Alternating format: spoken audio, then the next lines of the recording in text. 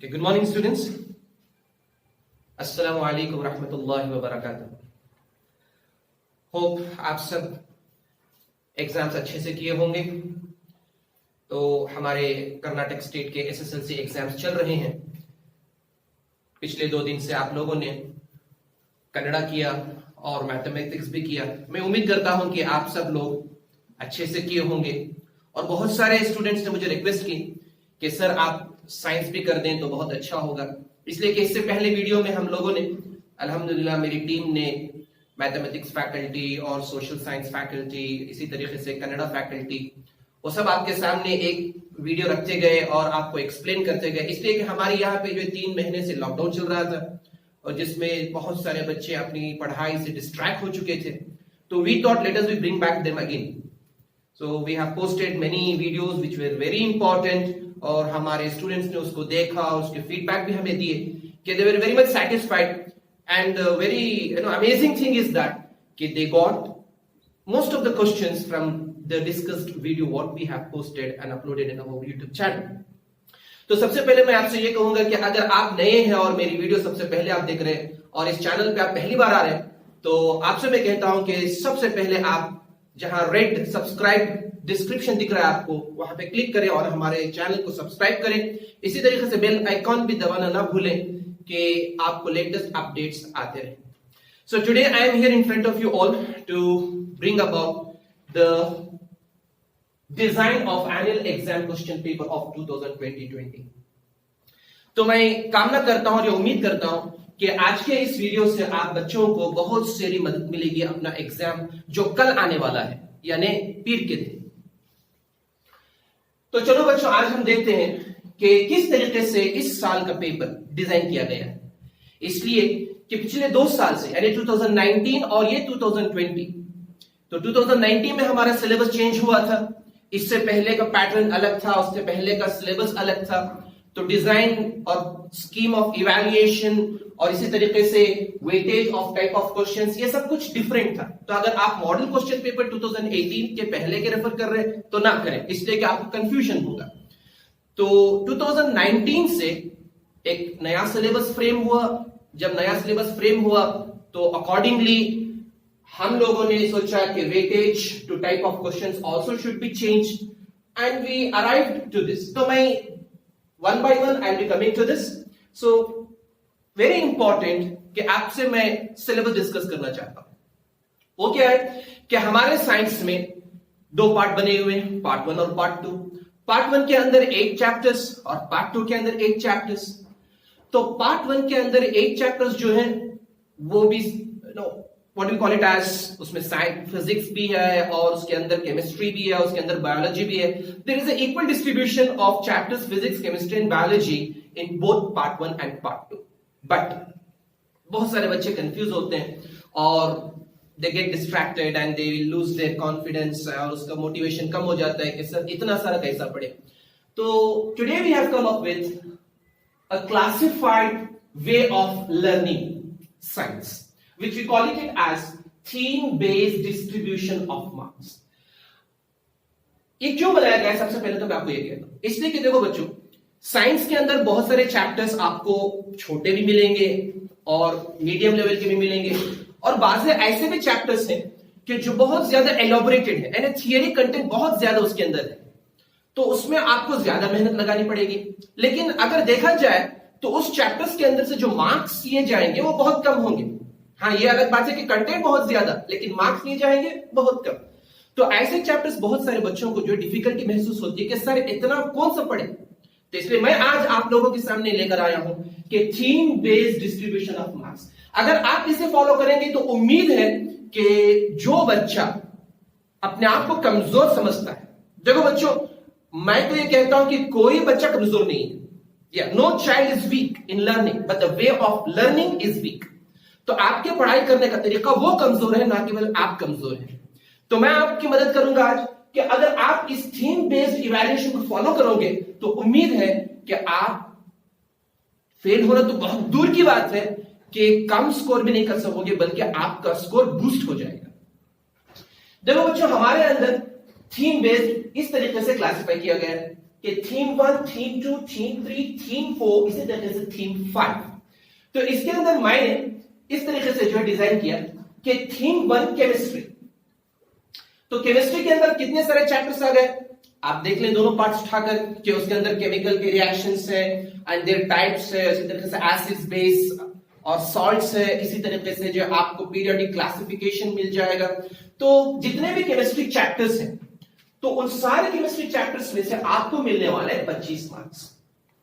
आपसे मैं ये भी बात कह दूं कि बहुत सारे बच्चे जो है वो सब्जेक्ट अफेक्शनेट होते हैं, मतलब they show love towards some chapters, they feel that या it is my interested, it's my I like this chapter to learn, I feel very much lovely in learning this chapter.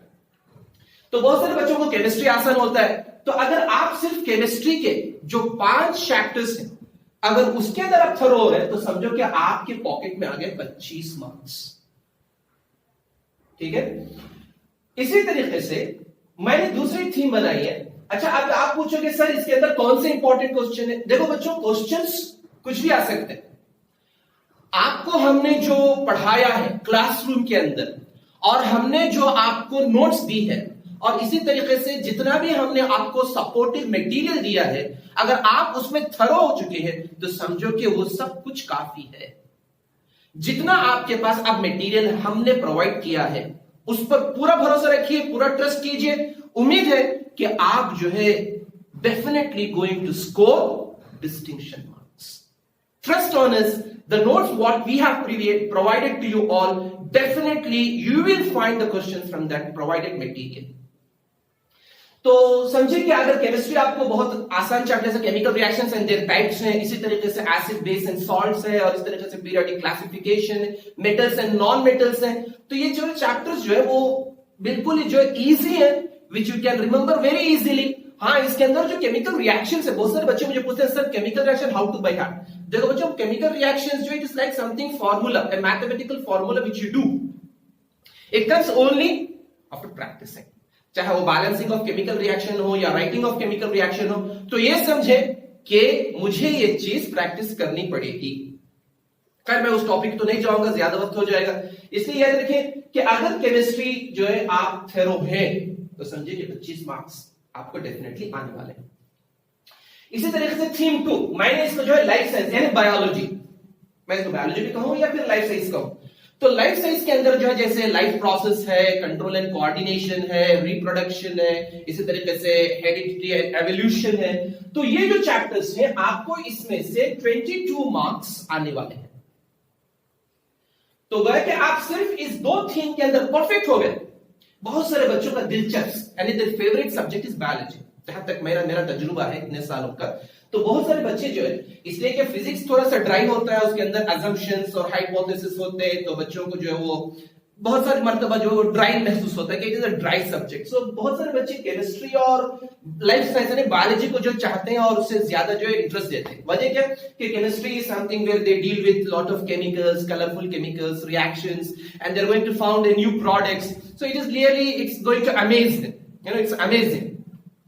तो इसी तरह से life science, बहुत सारे बच्चे हमारे life science के अंदर से कि बहुत सारों की जो एस्पिरेशंस होते हैं कि सर मुझे डॉक्टर बनना है, मुझे डॉक्टर बनना है। तो उनका एक लेवल से ही जो है वो एक माइंडसेट कर लेते हैं और उसके अंदर वो ज्यादा जो है इंटरेस्ट देना शुरू कर देते हैं। If you are thorough with this chemistry and life science, believe me you are going to score 25 plus 22, it is almost 47 marks came in your hand. अच्छा सर हम क्या क्या पढ़े इसके अंदर, फिर मैं वो बात कहता हूं कि आप जितना स्टफ बाजार के अंदर, जितना मटेरियल बाजार के अंदर अभी जो प्रोवाइडेड है उसके ऊपर ध्यान मत दें। Believe me, trust on me, आपकी जो टेक्स्ट बुक है वो काफी है आपको डिस्टिंक्शन दिलवाने के लिए, बल्कि स्टेट टॉपर बनाने के लिए। हाँ, इसी तरीके से हमारे काइजन एकेडमी के अंदर, इसलिए कि बहुत सारे बच्चों को जो टेक्स्ट बुक वो पढ़ने में जो है मजा नहीं आता और वो कंटिन्यूटी रहती है, उसके अंदर जो है थियरी है, पैराग्राफ टू पैराग्राफ रहते हैं। तो हमारी टीम ने आप लोगों को बहुत ही सिंपल चैप्टर मैप्स दिए हैं, चैप्टर कॉन्सेप्ट्स दिए हैं और क्लासिफाइड आपको डेफिनेशंस दिए हैं। तो just go through with that and see to that you by heart and you memorise and practise that much is sufficient. अगर 2 है मटेरियल्स तो 2 पर ही आप डिपेंड हो जाइए, क्योंकि अब हमारे पास वक्त नहीं है। आपके फ्रेंड्स, आपके रिलेटिव्स आपको पोस्ट करते होंगे, बेटा देखो अभी मुझे ये मिला है, फॉरवर्ड करेंगे व्हाट्सएप के अंदर, सोशल मीडिया के अंदर आपको फॉरवर्ड करेंगे, बेटा ये भी पढ़ लो, ये भी पढ़ लो, ये भी पढ़ लो। भाई अभी वक्त नहीं है सब कुछ पढ़ने का, जितना आप पढ़े हैं believe in that, believe in that, don't leave. Okay, अभी जितना भी आपको मटेरियल फॉरवर्ड होगा और शाम तक भी होगा, यानी कल सुबह तक भी होगा, एग्जामिनेशन हॉल में एंटर होने तक भी आपका कोई फ्रेंड बताएगा कि देखो भाई ये आने वाला है, look my dear one, this is also you have to learn. Please don't give your eyes and ears to such kind of thing. जो आपने पढ़ा है उसी पर आप दिन भर बैठिए, उससे जो है प्रैक्टिस कीजिए, पक्के हो जाइए। जब एग्जामिनेशन हॉल में आप जाएंगे तो यू शुड फील या I can do it and I will do it. तो इसी तरह से come for theme 3 natural phenomenon। तो इसके अंदर क्या आने वाला है, जैसे लाइट चैप्टर है, human I and colourful world है, यानी physics part, the physics part, the physical science is included under this natural phenomenon, light reflection and refraction, human eye and colorful world। और इसके अंदर आपको आने वाले हैं 12 मार्क्स। हाँ बच्चों, how do the things work. इसके अंदर मैग्नेटिज्म है, इलेक्ट्रिसिटी चैप्टर है, जैसे आप इलेक्ट्रिसिटी के अंदर जो पढ़े हैं, इतना भी सारा स्टफ इलेक्ट्रिसिटी के अंदर है, मैंने उसको इसके अंदर डाल दिया, चाहे वो रेजिस्टेंस हो, चाहे वो what you call it as resistivity factor हो, इसी तरीके से जो है components of electricity हो, जो कुछ भी chapters है electricity basically I have included under this theme, that is how do the things work, electricity। और इसी तरीके से जो है magnetism and how do the magnetism can lead to generating electricity, यानी जितना भी आपका जो डायनामो है या मोटर है, इसी तरीके से जो इलेक्ट्रोमैग्नेटिक इंडक्शन स्टफ हम लोगों ने पढ़ा है, तो जितना भी हो, चाहे वो होम डोमेस्टिक वायरिंग हो, तो ये सब पूरा चैप्टर के अंदर है, वो मैंने अंदर डाल दिया how do the things work. तो इसके अंदर आपको 13 मार्क्स आने वाले हैं। And coming to the last theme 5 natural resources, जिसके अंदर आपको सोर्सेस ऑफ एनर्जी मिलेंगे और management of the natural resources मिलेगा और एनवायरनमेंट मिलेगा। हाँ बच्चों, तो मैंने ये जो है इसके अंदर डाल दिया। अब थोड़ा सा गौर करें कि कितने मार्क्स हमको इसमें 3 चैप्टर्स में कितने मार्क्स आएंगे, 8 मार्क्स। 2 चैप्टर्स में कितने, 13 मार्क्स। 2 चैप्टर्स में कितने, 12 मार्क्स। तो कितने हो गए, तकरीबन 15 और 8 23 मार्क्स। अगर आप यहां से जो 23 और प्लस लाइफ साइंस 22। अच्छा, आप कहेंगे सर हमें पूरा केमिस्ट्री अच्छा नहीं लगता, इसके अंदर थोड़े से चैप्टर स्टफ है, ठीक है, एक्सक्लूड कर दो। समझो कि 5 चैप्टर्स केमिस्ट्री के अंदर आ रहे हैं, 4 चैप्टर्स आ रहे हैं, 4 में से 2 पक्के हो गए आप। तो इसी तरीके से आप लाइफ साइंस में आ गए, लाइफ साइंस चलो 4 चैप्टर्स, 4 में से 3 पक्के हो गए आप। तो based on your interest please see to that you cover all this themes. हाँ, ये बात कह दो कि passing marks minimum for all the subjects, all 6 subjects, minimum passing marks आपको लेने 28 आउट ऑफ 80। एक बात बहुत ही क्लियर कर दूं बच्चों कि हम लोगों ने 2014 से जो है वो CCE पैटर्न का जो है what you call it as new launch किया था, जिसके अंदर हमने प्रोजेक्ट मार्क्स रखे थे, एक्टिविटी मार्क्स रखे थे। 20 मार्क्स स्कूल्स की तरफ से मिलेंगे आपको और 80 मार्क्स यानी 80 marks you are going to write in final examination, यानी आपका फाइनल बोर्ड एग्जामिनेशन पेपर जो होगा वो 80 मार्क्स और 80 मार्क्स का होगा। जैसे मैंने पूरे 5 थीम्स को 80 मार्क्स में क्लासिफाई कर दिए। पहले तो ये था कि 100 में से आपको 35 लेने थे, फिर पैटर्न चेंज हुआ कि अब तो 80 है, पास कितने, तो 28 हो गए। बहुत सारे बच्चे ये they are in the kind of thinking and वो इस परसेप्शन में कि भाई मुझे तो 20 मार्क्स स्कूल में मेरे टीचर ने दे चुके हैं, अब मुझे तो बस 15 मार्क्स की मेहनत करनी है जो मुझे बहुत ही आसानी से मिलने वाले। तो 15 और 20 35 हो गए, तो मेरे 100 का आंकड़ा हो गया और मुझे उसमें से 35 मिल रहे हैं, मैं पास हो गया। No, remove this wrong misconception. Okay, so it is completely wrong. हम लोगों ने जो इस पे जो एक बार लगा दी कि 80 मार्क्स में से आपको 28 लेने ही पड़ेंगे। You have to score 28 marks to clear your final board examination paper. अगर आप इससे कम आ रहे हैं तो उम्मीद ना करें। तो यहां के 20 पर 8 मार्क्स हुए, 28 प्लस जो इंटरनल मार्क्स आपको स्कूल्स में दिए जा रहे हैं या दिए चुके हैं, they already gave, so that marks will add upon to your percentage, to your results.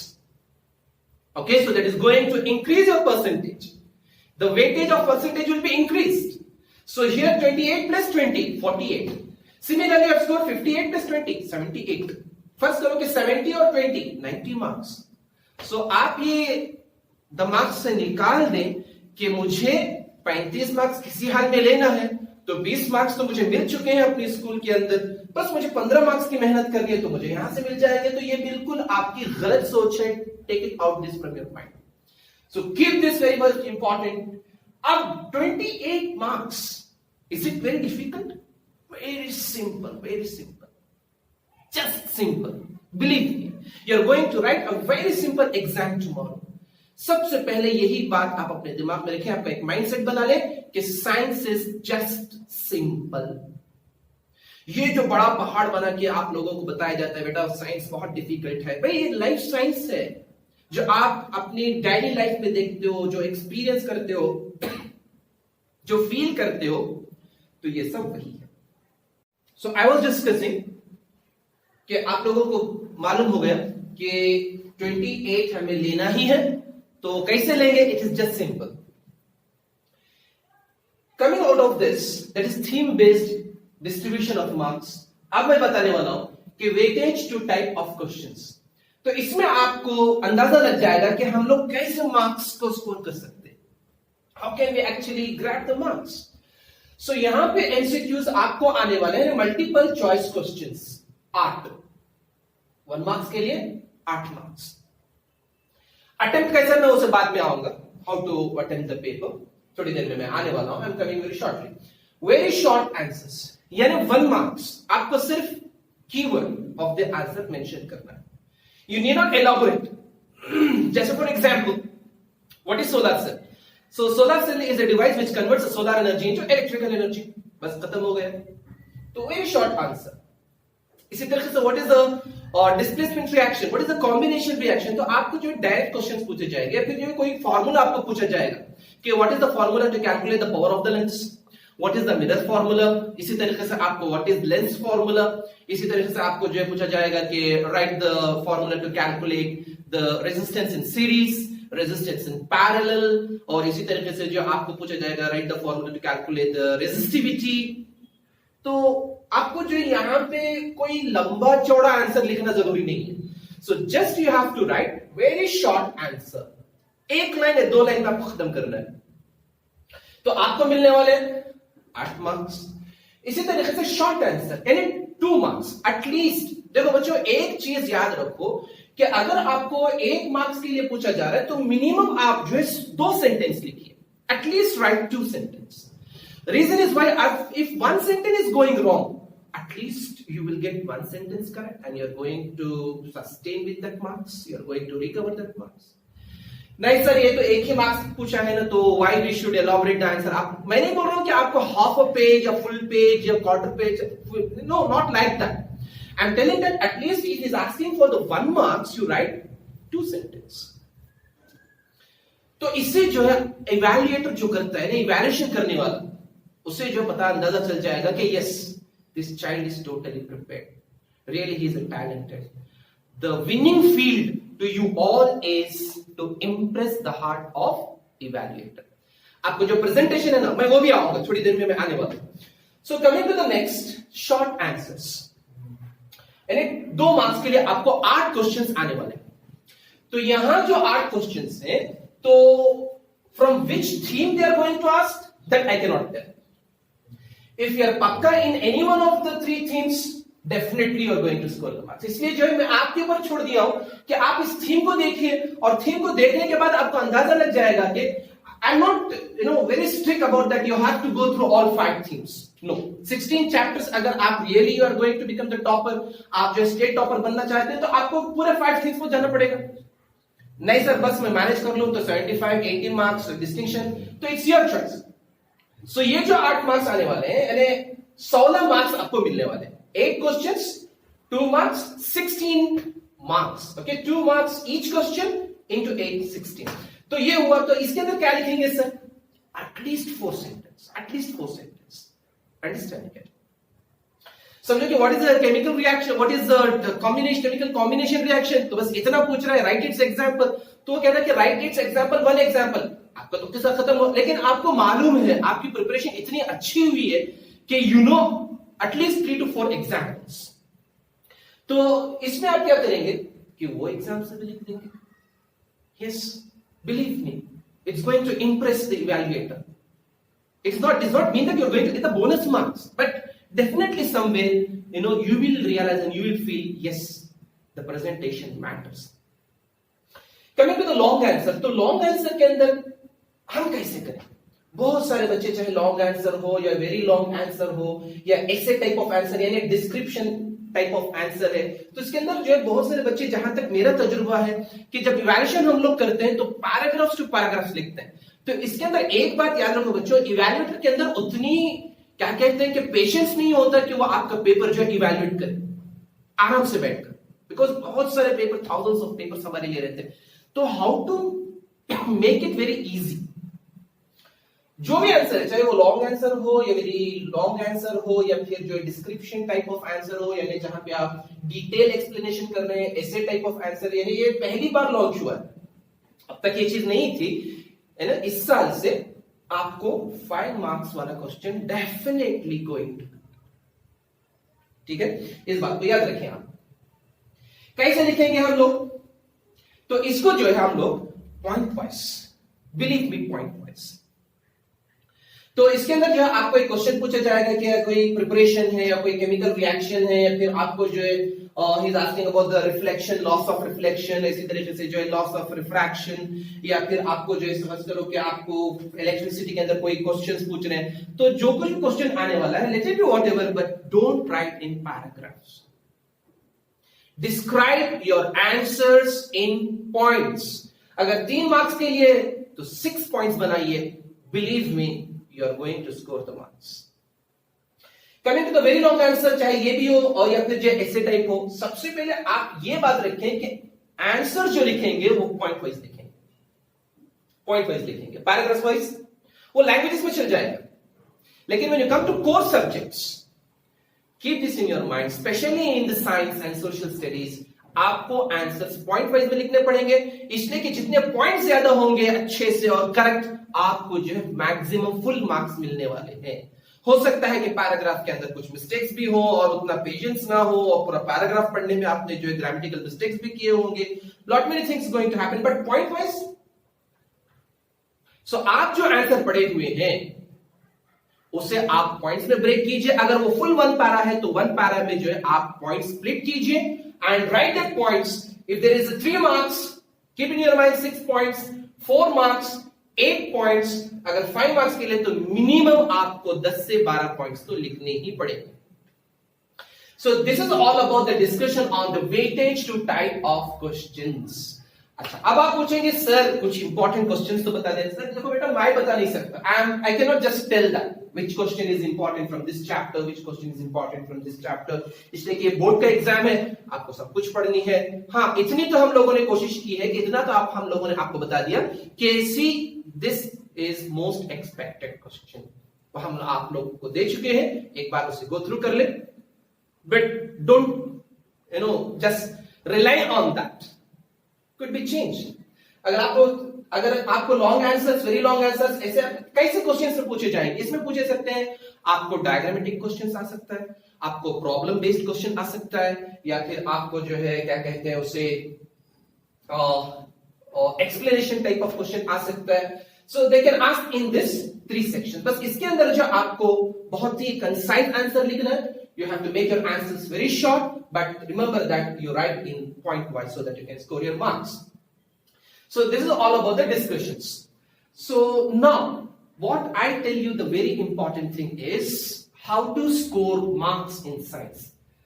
Okay? जो बच्चा रैंक स्कोर करना चाहता है और स्टेट टॉपर बनना चाहता है, तो 5 things.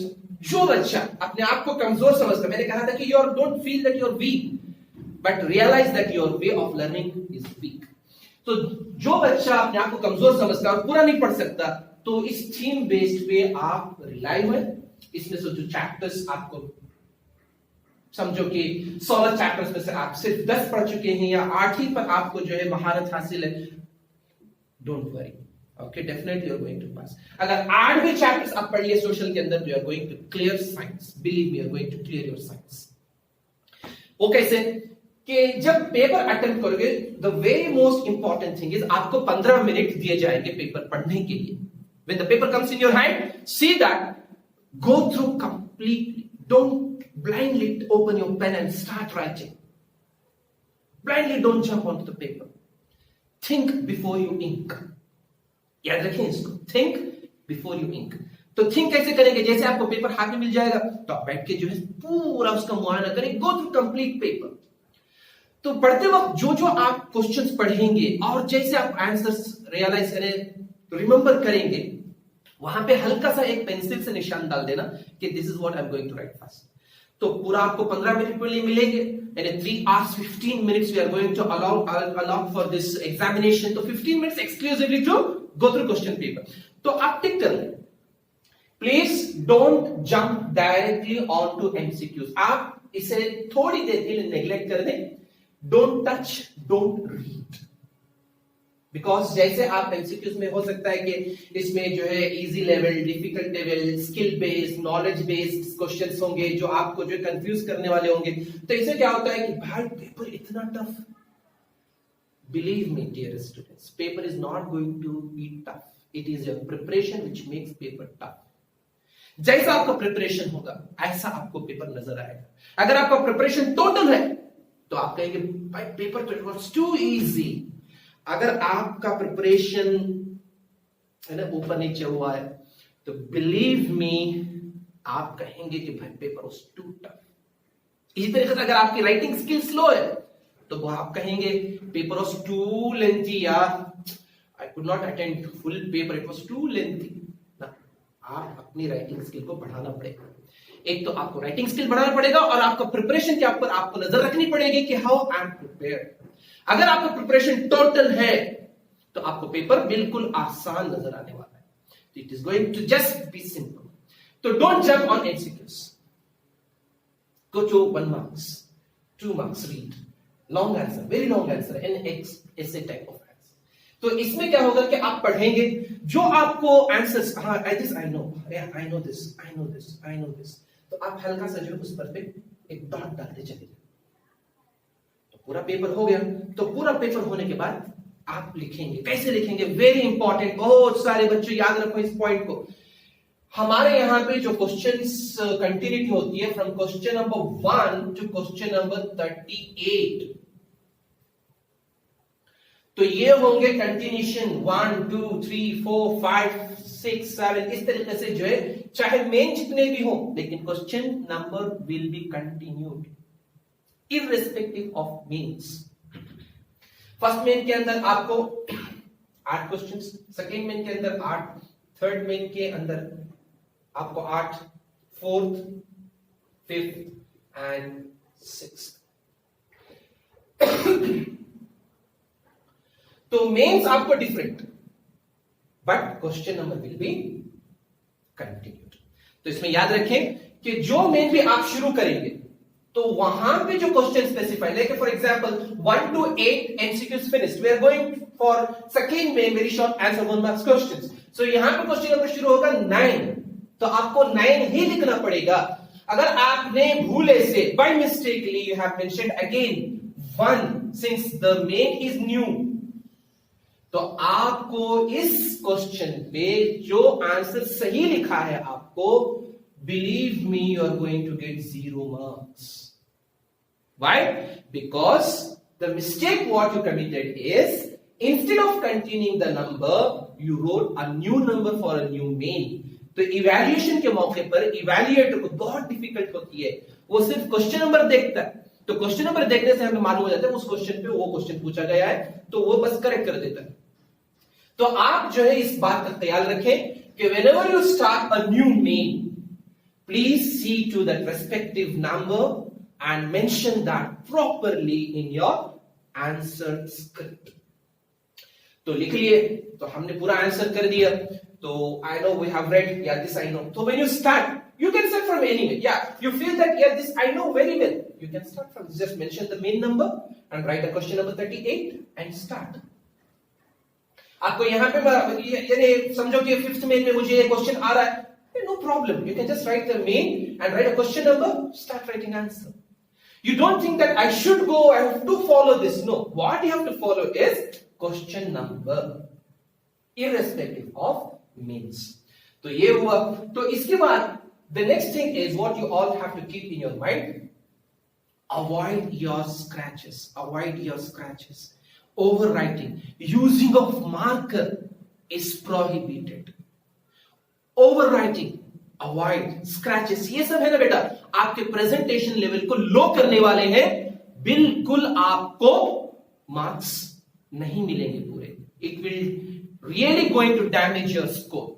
So avoid overwriting, avoid scratches, avoid using the markers or pencil shading.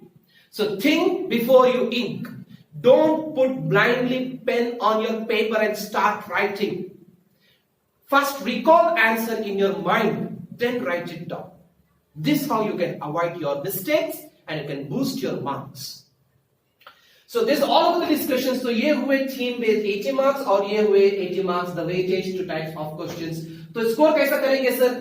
देखो बेटा, अगर आप 9 चैप्टर्स पढ़ चुके हैं तो 9 में से आपको डेफिनेटली कुछ क्वेश्चंस इसमें पूछे जाएंगे, इसमें और इसमें डिस्ट्रीब्यूट होगा, तो हो गए.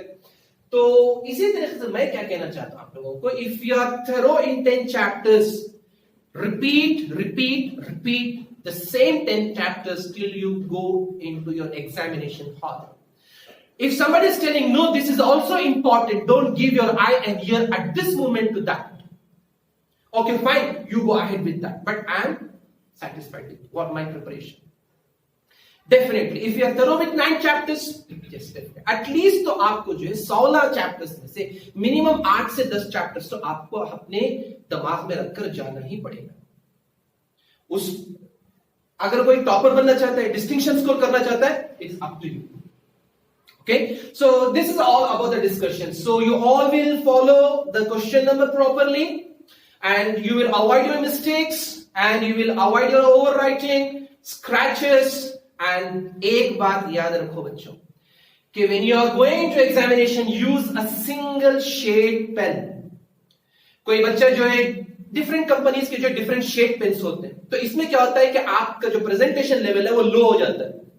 एक बात. और दो, आप जब भी एग्जाम में जा रहे हैं तो seated before you leave, check your belongings, carry your own pens, 2 to 3 pens. बहुत सारे बच्चे जो क्या करते हैं कि एक पेन लिखते हैं, पता नहीं चलता, तो खत्म हो जाता है, तो बारो करते हैं. जब बारो करते हैं तो जैसे पेन चेंज होता है तो शेड चेंज होता है, ग्रिप चेंज होती है, हैंडराइटिंग चेंज होती है. तो इससे आपके पेपर बहुत ज्यादा असर करने वाला है. Evaluator will think that you have did some malpractice, somebody might have helped him. तो इससे क्या होता है कि आपका जो मार्क्स स्कोर करने हैं वो आपको नहीं मिलेंगे, आपका रिजल्ट लो होने वाला है. Believe this and please follow that. You carry your multiple pens of single shade, single company, so that you can maintain your handwriting and you can avoid the kind of malpractice anticipation. So this is all about the thing. So coming on the next thing, what you will do is very important. आपको MCQs में आखिर में आना पड़ेगा. Come at last. When you completed all this stuff, now come to MCQs. तो आखिर में जो है आप आएंगे तो आपको जो है 8 मार्क्स आराम से जो है आपको 8 मार्क्स मिलने वाले. कैसे कि you spend at least 30 minutes on this thinking के लिए. तो आप जो है समझो कि 8 में से आपके जो तकरीबन 4 तो सही आने वाले, because you have prepared completely thorough है आपके 9 चैप्टर्स. तो उसमें से आपको जो है 4 क्वेश्चंस तो आने ही वाले. तो believe me, you are going to get 4 marks. So 4 marks, and from 1 mark somewhere again 6 marks you're going to get. So it is something, this part जो है वो बहुत ही स्कोर करने वाला है. Don't leave any question unattempted. मुझे पता नहीं है मैं छोड़ के आ जाऊंगा. No. At least write the relevant answer. अगर उस चैप्टर में से फर्ज करो कि अगर कोई चैप्टर क्वेश्चन में पूछे what is Coulomb's law, state Ohm's law, आपको स्टेटमेंट तो याद नहीं है लेकिन आपको उसका फॉर्मूला याद है, तो फॉर्मूला ही लिख दीजिए. ठीक है। एंड नाउ अगर कोई प्रॉब्लम में, अच्छा प्रॉब्लम, बहुत सारे बच्चे हेजिटेट हो जाते हैं, sir problem problem problem problem problem बन जाता है बहुत सारे बच्चों के लिए। Believe me, problem is just dam simple. आपको करना क्या है कि आपको फाइनल आंसर नहीं मिल रहा है तो कम से कम whenever you see any problem, start with writing given data. तो आपको जो है गिवन डेटा लिखना ही पड़ेगा। जब आप गिवन डेटा में क्या करेंगे, आप जो कंटेंट क्वेश्चन में है उसको ऐड करेंगे कि समझो कि रेजिस्टेंस इतना दिया गया, आपको वोल्ट इतना है, एम्पियर इतना है, तो what ever the content is given in question, that is nothing but the given data. आप उसको कॉपी कर लेंगे और आप देखेंगे कि रिलेवेंट फॉर्मूला क्या है, आपको वो रिलेवेंट फॉर्मूला भी लिख देंगे। तो आप जो है कम से कम, believe me, you are going to get 50% marks of total allotted from the total allotted marks. 3 marks के लिए तो 1.5 मार्क्स मिलेंगे आपको, 4 मार्क्स के लिए तो आपको definitely going to get 2 marks. So don't leave any question unattempted. You know something related to that, write and come. Okay. The next thing is diagrams for 12 marks. For sure, it's going to come. और हम लोगों ने जो है आपको complete list बनाकर दे दी है कि what are the diagrams you have to focus, what are the okay, which diagrams are important. So please focus on diagrams, practice repeatedly, and use the correct pencils. इसलिए मैंने कहा था कि before leaving exam check your weapons. या ये जो pen है, pencil, instruments हैं, ये आपके वेपन है। आप वॉरियर हो, एग्जाम के लिए जा रहे हो आप, तो see to that use the right pencils, good pencils of good shading. Okay, जब आप डायग्राम्स ड्रॉ करते हो तो one thing very important is that पहले से उसको लाइट से ड्रॉ कर लें। जब डायग्राम सही हो जाए तो आप उसको डार्क करें, शेड करें, जो करना चाहते हैं करें, लेकिन कलर हरगिज यूज ना करें। अब नेमिंग का जब मसला आता है, when the naming fact comes, so how the students label. So याद रखो बच्चों, या तो आप लेबलिंग के लिए कंप्लीट वन साइड लेफ्ट ले लो या फिर कंप्लीट वन साइड राइट ले लो। आप क्रिस क्रॉस करेंगे, नेटवर्क लाइक ऑफ लेबलिंग करेंगे, नेटवर्क स्ट्रक्चर बना के दे दिया, तो इवैल्यूएट को बहुत डिफिकल्ट होगी इवैल्यूएट करने के लिए, लेबलिंग देखने के लिए। So please see to that. अच्छा, बहुत सारे बच्चे करते हैं कि सर मैंने तो ड्रॉ कर दिया लेकिन लेबल करना भूल दिया, आपको मार्क्स नहीं मिलेंगे। Keep this in your mind. Labelling is must. Draw कर दिए, लेबलिंग नहीं किए।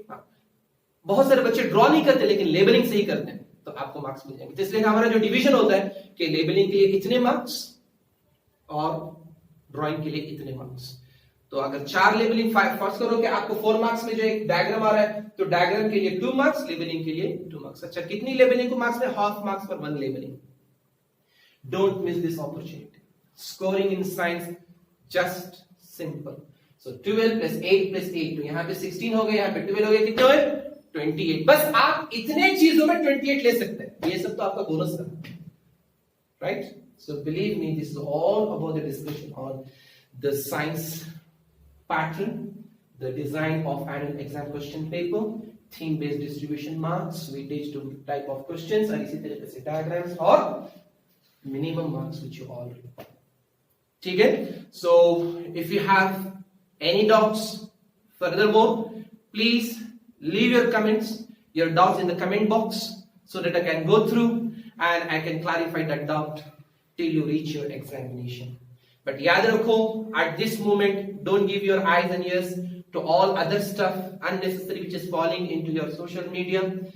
जो आप अब तक प्रिपेयर हो चुके हो उस पर भरोसा कीजिए, believe and repeatedly practice on that. And please, once again, I'm telling that such kind of most interactive sessions is going to come on our channel. Please subscribe our channel. Press the bell icon so that you get the latest updates, and till then, stay tuned.